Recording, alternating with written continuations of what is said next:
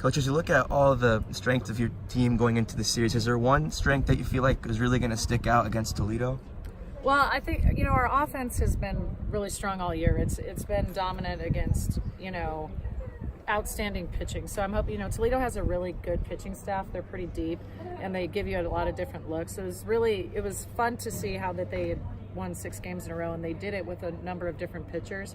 So I think that's the part that's going to have to come through, our ability to adapt and just put up a lot of runs on the board. What do you think about this regional as a whole competition you guys will be facing? I think it's one of the tougher regions in the country. The fact that Virginia Tech's coming in as the ACC regular champs, I think that's good.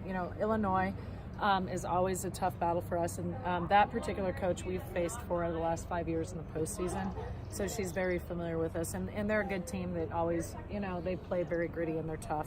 And then Toledo, I just think that right now they're the hottest team coming in, having won all those games. So overall, I think it's one of the better regions in the country.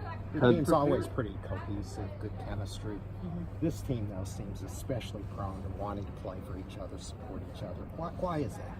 Well, I think they're just they're good people. They do everything the right way. They're great academically. They do a ton of things in the community. And on the softball field, I know that they work really hard because we'll give them a task to do at practice, and then they'll come back, and after about a week and a half, they've mastered it. And then you hear how they're talking in the cages and they help each other and everything. So and the coolest thing is you'll have somebody actually helping somebody out that could potentially take their position. So when you have that going on in that kind of culture, that shows great leadership, and I think overall that's why they've been so successful over the last 4 years. As a coach, how do you prepare for that unknown? Outside of the first game, you don't know who you're going to play next, and it's a quick turnaround. So how do you kind of prepare for that? Well, luckily I have a great staff. They've collected video of all the teams, and so hopefully we're going to just watch as much as we can before that. But I think more than anything, this team is very adaptable, and so they've worked so hard on their offensive game plans that they're able to switch them up pretty quickly. And I do think that's why offense, in the end, will be the one thing that kind of helps carry us and adapt. So I just think you got to take it in stride. You got to hope that your defense shows up to play, and we have a very gritty defense, so I feel good about that spot. And then pitchers are just going to have to command their zone, get ahead in the count, and rely on their defense to make a bunch of big plays. How has Abby gone from a great player to now like an all-time great player? I think what Abby's done is, she's always wanted to, carry the team. She's always wanted to come up with a big hit. But we could have been down by 5, and she would be trying to, hit it over the berm to get a 5-run home run. And when you try that hard all the time, what happens is you end up swinging out of the zone all the time. So anyway, what Abby has figured out how to master is she's learned how to master herself. She's learned to she worked so hard on early pitch recognition and things.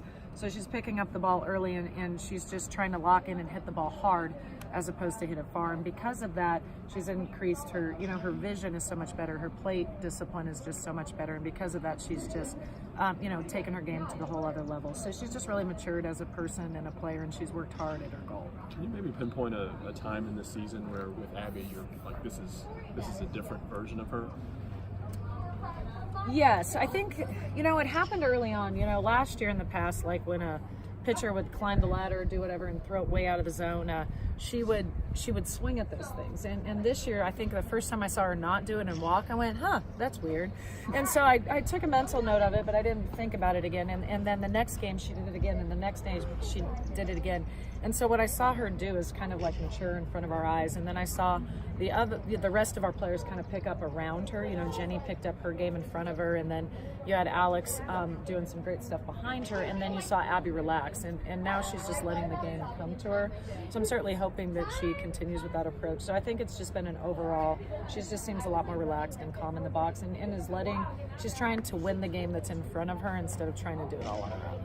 Watching that selection show on Sunday night, it seemed like every other team that popped up, you guys played at some point during the season. Yeah. How well prepared do you guys feel heading into this, having played the schedule you did? Yeah, well, there's not a lot of unknowns to us, and that's the beauty of playing such a demanding schedule. The hard part about playing such a demanding schedule is you get knocked down early and you have to figure out how to pick yourself up. And if your goals are as lofty as this team of making a postseason run, it requires a lot of discipline, and it requires a lot of hard work, and it's not always fun. And so the fact that they've made it through that gauntlet and that they have seen the rest of the people, it allows them to be able to feel more prepared. And you saw that when we went down to Alabama and won the series down there. Very hard place to play, an incredible fan base. And then when we played Ole Miss in the SEC tournament, that you can see that we were rolling on all cylinders. And I think that's just a tribute to the tough schedule and what we had to do to overcome it and become a better How special is this senior class? Oh, they're awesome. You know, I think the coolest part is, first of all 5 of them are graduating in 4 years in the major they want to be in, and I think that's incredibly important when you're in college athletics, because it's not an easy thing to do. But then to see, you know, Henson's having a career year for her. She's coming in and got some big hits for us, and that's somebody that you really didn't expect. So that was pretty special. And then to have all 3 of them make all conference, Abby Player of the Year, you know, Jenny making all conference. She's usually a kind of a quiet leader, and for the conference to recognize her was a big deal. And that, you know, Katie's pretty much the president for us, so she's been doing great stuff all along, and she continued to do that and didn't press so hard. So it's just been an exceptional class. You know, Rainwater coming back from such a terrible injury last year, so it's a tough class, and a lot of the reasons why we're so successful over the last 4 years. What's it like coming into this tournament known more as an offensive team than maybe a pitching team like in past years? I'll tell you, it's different. You know, for years, so for the first 9 years of at least my part of the program, we were a team who, you know, was one of the top teams in the country in pitching, and we'd have always a great defense, and then you had to figure out how to score a run or two, and so every game was 3-2, so it was nerve-wracking in that way. But now we have a situation where, you know, our ERAs are a little bit higher, and so offensively we don't feel like, you know, we come back, we get some runs, but you got to make sure you play tough defense, but you don't feel like the other team's ever out of it. And so you know, it's just a different feel. With that said, I think Autumn Humes has really stepped up the last couple of weeks, and she's giving you really quality pitches. She's getting ahead in the count and keeping the ball in front of the defense, so that's all you can hope for at this point. I heard you being interviewed between innings during the SEC tournament. You're pretty intense during the games. How do you feel about taking a little time out and having people talk to you right in the middle of the game? Well, it's something I had to get used to. You know, at first when I used to coach third, and I was the pitching coach, and I was doing the interviews, but we weren't as good back then, so I didn't really understand what was kind of going on. It's tough because you got to be on point and you have to be on the pitch. The other hard part is you're mic'd up. So I was mic'd up the whole game, and then on the Monday night you're mic'd up.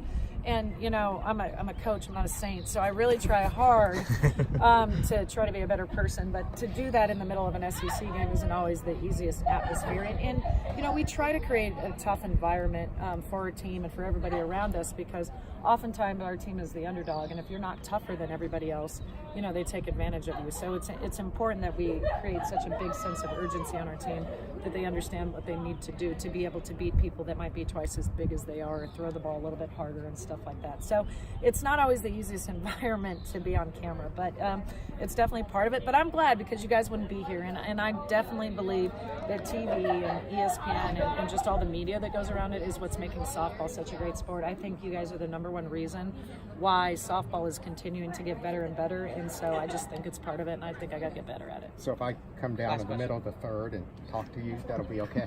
Well, you have to pass Chris, who's a lot meaner than I am, so you know, I think that's okay. But you know, usually my biggest challenge is the bat girl. I have to try to be really good around the bat girl, because I don't want to, you know, influence the youth of America. So, you know, believe it or not, that's the hardest thing that I have to do in game when we're home, and we have to deal with them, because you know, I definitely want to make sure good things happen for them too. So that's the tough part.